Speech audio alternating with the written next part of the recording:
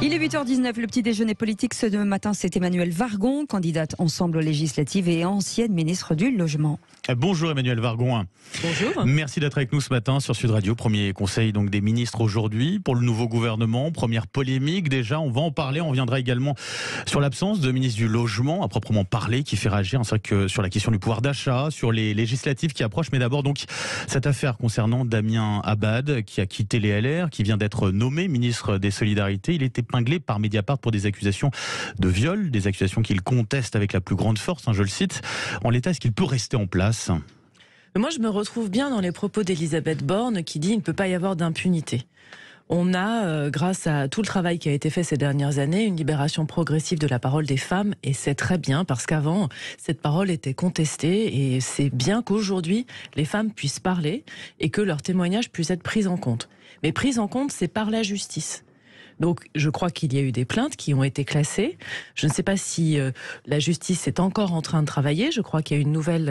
Il y a eu un signalement au parquet pour l'une des deux affaires. Et donc voilà, maintenant, il faut que la justice fasse son travail et c'est elle qui nous dira la vérité sur ces affaires, mais en tout cas, pas d'impunité. Elisabeth Borne disait qu'elle n'était pas au courant de ces faits-là. Est-ce que c'est pas un peu surprenant quand on constitue un gouvernement, à chaque fois on regarde dans le détail les CV, le passé de chacun des candidats. Est-ce que c'est pas surprenant de ne pas avoir vu ça, d'être passé à côté ?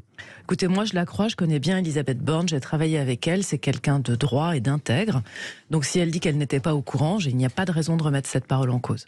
C'est-à-dire que Stanislas Guerini, par exemple, qui a reçu ce signalement de l'Observatoire des violences sexistes et sexuelles en politique, c'est-à-dire qu'il n'a pas vu, il n'a pas transmis l'information ? Écoutez, moi je n'étais évidemment pas dans la boucle de ce circuit de signalement. En tout cas, ce qui est important maintenant, c'est de dire... soit il y a des faits avérés, il faudra en tirer les conséquences, soit non, parce que les affaires sont classées sans suite, auquel cas c'est la justice qui tranche. Et si la justice, après avoir examiné, considère que la personne n'est pas en cause, dans ce cas-là, il n'y a plus de sujet. Sandrine Rousseau, ex-candidate à la primaire écologiste, disait, elle demande à ce que Damien Abad soit démis de ses fonctions par principe de précaution, en tout cas, de prévention. Est-ce que vous comprenez cet argument-là ? Pour moi, il y a deux choses qui sont très importantes. D'abord, la prise en compte des femmes et de la souffrance des femmes, et de l'autre, la présomption d'innocence. Pour l'instant, tant qu'on est avec des affaires classées sans suite, il n'y a pas matière à dire autre chose. Si les faits changent, ou la qualification des faits change, là, il faut en tirer les conséquences. Les conséquences, ça veut dire justement le démettre de ses fonctions à ce moment-là ? À partir du moment où il y aura une affaire judiciaire qui sera allée au bout.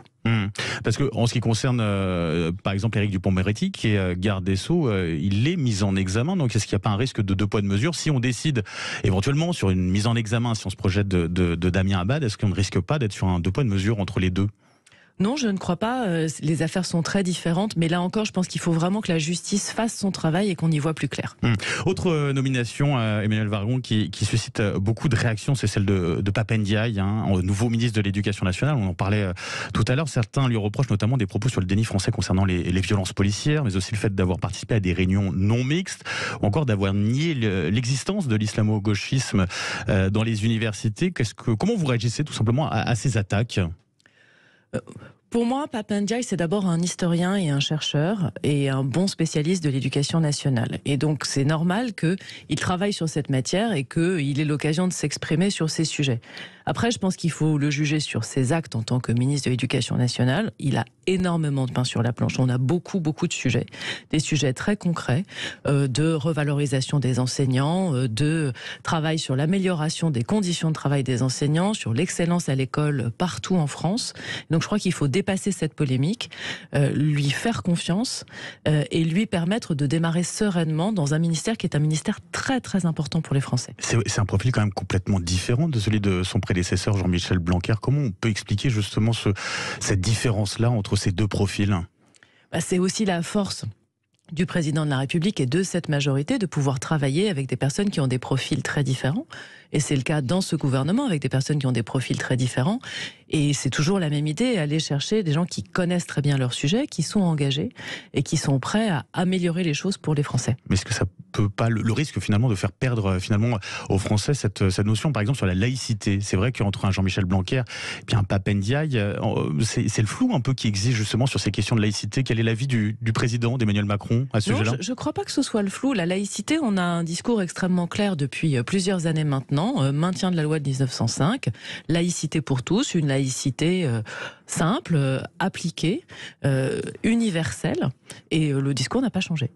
Nouveau gouvernement, en tout cas, avec ce Conseil des ministres qui aura lieu tout à l'heure. Gouvernement dont vous ne faites plus partie. Est-ce que, à titre personnel, vous avez des regrets? Non, pas du tout. À titre personnel, je suis engagée dans une bataille législative dans mon département, le Val-de-Marne.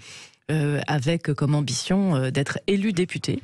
Et cette élection me motive énormément parce que je pense que c'est très important. Je pense aussi que l'Assemblée nationale sera un endroit déterminant dans le prochain quinquennat. Et donc je suis à 100% dans cette bataille pour convaincre les électeurs. On va parler bien sûr aussi à la fin de cette question des législatives, mais vous qui représentez l'aile gauche finalement de ce qui était le gouvernement, le précédent gouvernement, est-ce que vous avez l'impression que le nouveau a toujours, d'une certaine façon, a toujours cette représentation à gauche aussi? Le gouvernement actuel d'Elisabeth Borne, il est très équilibré. D'abord, Elisabeth Borne elle-même vient de la gauche de la majorité. C'est également le cas d'Olivier Dussopt. C'est également le cas de Brigitte Bourguignon. Donc on a cette sensibilité est bien représentée dans le gouvernement.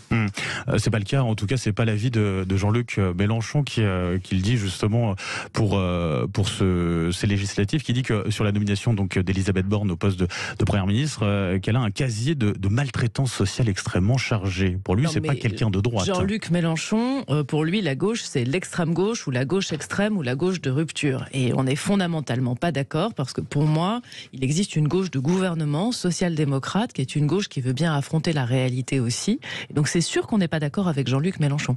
Il se voit déjà en Premier ministre, finalement, Jean-Luc Mélenchon. On a l'impression, ça vous inquiète, ça ?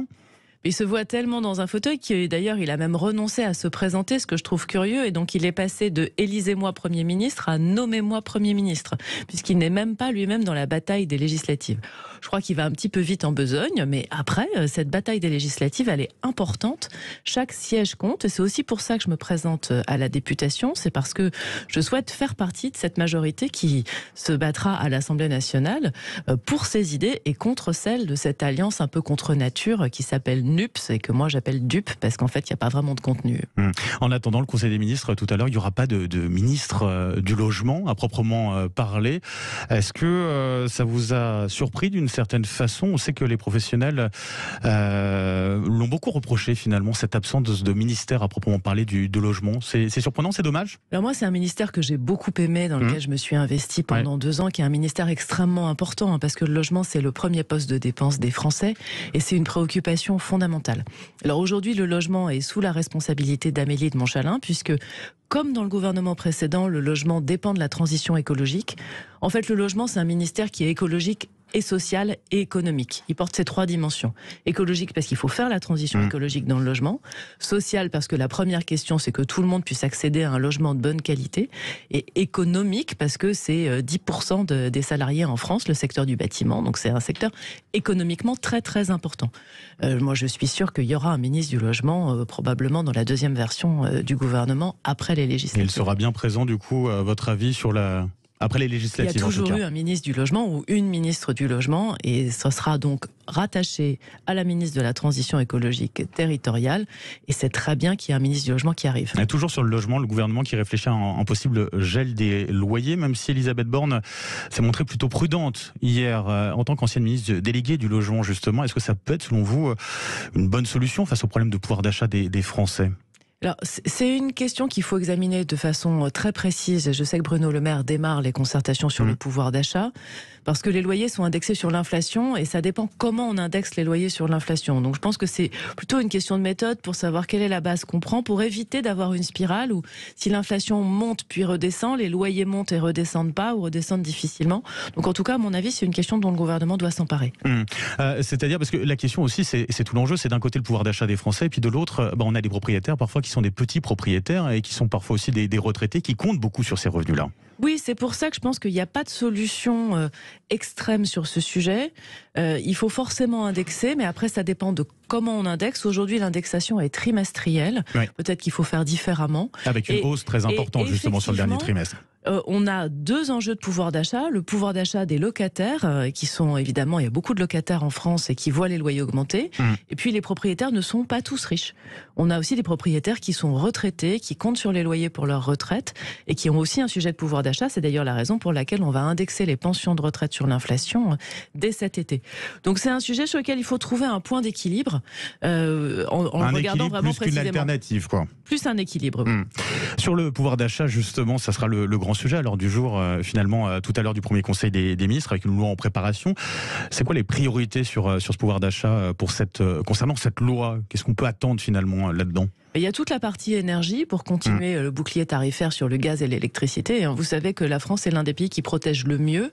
Et donc, comme on a bloqué les prix du gaz et qu'on a plafonné l'augmentation de l'électricité à 4%, on est très loin de la réalité des prix du marché et heureusement pour les Français. Donc, il y a l'énergie. Il y a les retraites et le pouvoir d'achat des fonctionnaires, puisque la discussion va s'ouvrir sur le point d'indice de la fonction publique. Et puis après, il y a la partie alimentation.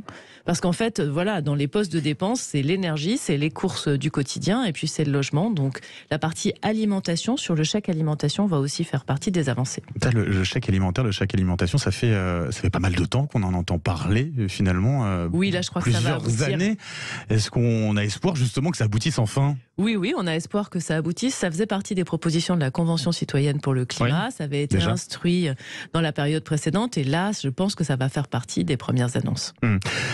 Par rapport, justement, vous parliez du point d'indice et de la question des salaires. C'est Bruno Le Maire qui en a parlé avec force. Là-dessus, on a eu pas mal de réactions depuis, notamment, vous avez vu sans doute Yves Verrier, le patron du syndicat Force Ouvrière, qui affirme que ça fait 2 ans qu'il entend ça, qu'il entend ce discours où on va justement augmenter les salaires. Là aussi, est-ce que finalement on n'arrive pas un peu tard et est-ce que ça va enfin déboucher sur quelque chose? Non mais là c'est vraiment à l'ordre du jour du premier conseil des ministres de ce nouveau gouvernement après la réélection du président de la République avec une annonce d'un texte pour cet été. Et donc, en tant que député, j'espère avoir l'occasion de discuter et de voter ce texte cet été. C'est bien le calendrier. On a déjà une idée justement concrète de ce que ça pourrait prendre, justement cette hausse des salaires? Comment ça pourrait se manifester? Non, vraiment, les concertations démarrent maintenant. Le Conseil des ministres qui est dédié à ce sujet est dans 1h30. Donc voilà, le travail est en cours. Concernant aussi la réforme des retraites, c'est une réforme importante. Elisabeth Borne qui affirme que la retraite à 65 ans n'est pas un totem. On prépare déjà une forme de marche arrière sur le sujet. C'est un sujet important quand même. Vous savez, Elisabeth Borne, parmi ses qualités, il y a sa bonne connaissance des partenaires sociaux, du dialogue social. Et donc, elle rentre dans ce sujet aussi avec la possibilité de dialoguer avec les différentes parties prenantes dans le pays. Donc le cap est fixé, allongement progressif de la durée du travail et décalage progressif de l'âge du départ à la retraite. Et après, comment on y arrive, dans quelles conditions, avec quelle contrepartie, comment est-ce qu'on fait pour mieux revaloriser les retraites, le minimum retraite à 1 100 €, tout ça c'est sur la table pour discussion. C'est-à-dire qu'on ne rajoute pas du flou au flou avec les législatives qui arrivent, parce que c'est vrai que ça peut être un enjeu important pour un électeur de savoir quelles sont les positions des uns et des autres sur la question de la réforme des retraites. Oui, bien sûr, mais ça a fait vraiment partie des éléments marquants de la campagne présidentielle. Et donc on en reste à la ligne qui a été tracée par le président et qui a été rappelée par la première ministre. Un décalage progressif de l'âge dans des conditions négociées, discutées avec tous les acteurs, des contreparties sociales. Ça sera peut-être l'un des enjeux finalement pour Elisabeth Borne sur les prochaines semaines, voire les prochains mois, si la majorité présidentielle est acquise avec ces législatives. Ça va être la capacité finalement d'être à l'écoute des syndicats, vous le disiez. Elle en est capable, ça justement, de pouvoir trouver des compromis avec les syndicats, parce qu'on dit souvent que c'est une interlocutrice intraitable. Est-ce qu'elle aura cette capacité-là, justement? C'est pas une interlocutrice intraitable, c'est une interlocutrice à l'écoute, elle connaît bien ses dossiers. Après, elle a des convictions et donc elle porte une ligne. Mais j'ai travaillé avec elle pendant 1 an comme secrétaire d'État à l'écologie quand elle était ministre en charge de l'écologie. Et je connais sa capacité d'écoute, d'approfondissement et de trouver des compromis.